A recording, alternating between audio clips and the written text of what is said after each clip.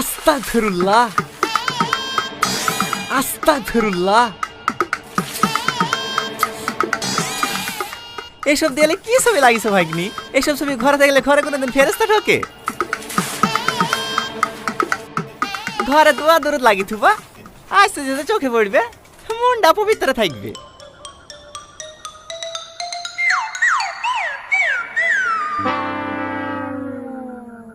দাঁড়াও, আমি কালকে তোমায় করে দোয়া লেখা ছবি লেখি দেবো, দেয়ালে লাগিয়ে থুও।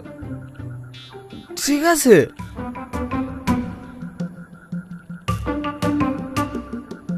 মামা, রাত তো অনেক হয়ে গেছে, আপনি কোন ঘরে শোবেন? পাঁচ ঘরে নাকি? না না, দুই মা ভাগ্নে একসাথেই ঘুমাবো। সেহরি খাওয়ার সময় তোমাকে ডেকে দিতে হবে না। আহ, আপনি এই ঘরে ঘুমাবেন? হ্যাঁ। এ তো দেখছি ছাড়বে না রে। আমার আবার শোয়া খারাপ তো মামা, ঘুমের ঘরে কখনো আবার লাথি টাথি লেগে যাবে। হো কোনো ব্যাপার নাই ভাগ্নি, ছোটবেলায় তোমার কত লাথি খাইছি।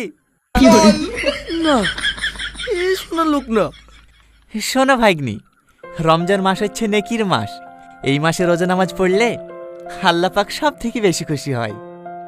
বুঝাও, ভালো করে বুঝাও, আমাদের কথা তো শুনবে না। দেখো তুমি বুঝি পারবা কি? মা, ভাগ্নি,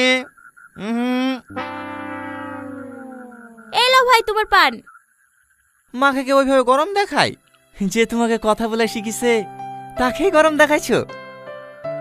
একটা কথা মাথায় রাখবা, মায়ের পায়ের নিচে ছেলেদের জান্নাত। মাকে কোনোদিনও কষ্ট দেওয়া যাবে না। পাগল ছেলে একটা। কি হলো ভাগ্নি, কোথায় যাচ্ছ? একটু পোষা ফিরতে যাচ্ছি। পোষা ফিরতে পানি লিবা? ঠিক আছে মামা।